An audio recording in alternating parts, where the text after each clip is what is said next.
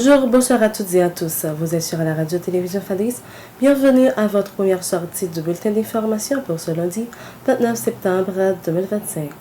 Le taux de référence calculé par la BRH est de 130 gourdes 66 pour $1 américain.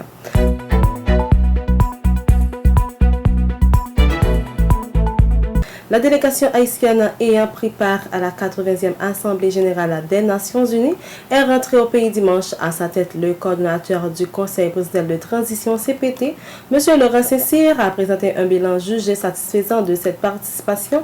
Lors d'un point de presse, il a exprimé sa solidarité envers les victimes de récentes intempéries, précisant que des instructions avaient été données au gouvernement afin de leur venir en aide. De retour de New York, le coordinateur du CPT, M. Laurent Saint-Cyr, a appelé à la réalisation d'audits financiers dans plusieurs institutions publiques. Il estime qu'il est urgent de rétablir l'ordre dans la gestion des finances de l'État. Cette déclaration intervient 48 heures après la publication par l'unité de lutte contre la corruption ULCC de rapports d'enquête mettant en cause plusieurs hauts fonctionnaires, dont une ministre en exercice. Le projet de réhabilitation du marché communal de Rouanamet, financé par l'Union européenne, à hauteur de 900 000 €, est éclaboussé par un scandale de corruption selon un rapport accablant de l'unité de lutte contre la corruption ULCC. D'importantes sommes issues de ce projet auraient été détournées par des responsables locaux. L'enquête révèle que près de 24 millions de gouttes générées par le marché communal ont été soustraites entre 2021 et 2025.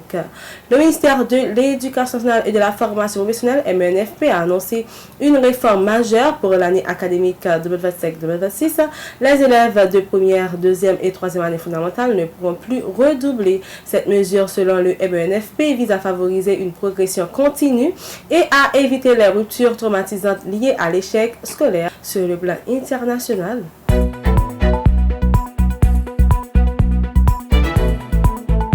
Une attaque violente a bouleversé la ville de Grand Blanc Township dans le Michigan le dimanche 28 septembre 2025 lors d'un office religieux à l'église mormone de Jésus-Christ des Saints des derniers jours. Un homme armé a ouvert le feu sur les fidèles, faisant 4 morts et 10 blessés. Le suspect a ensuite déclenché un incendie dans l'édifice avant d'être abattu par les forces de l'ordre. En Moldavie, le parti pro-européen dirigé par la présidente Maia Sandu a remporté les élections législatives avec 50,03% des voix contre 24,26% pour le bloc patriotique pro-russe. Selon la commission électorale, le scrutin a été marqué par des accusations d'ingérence russe. En France, le président Emmanuel Macron a dénoncé dimanche des attaques inadmissibles 3 jours après la condamnation de Nicolas Sarkozy dans le dossier du financement libyen qui a donné lieu à des menaces et intimidations visant les magistrats ayant rendu la décision. C'est la fin de votre bulletin d'information, mesdames et messieurs. Merci de l'avoir suivi. C'était avec vous, Vanessa.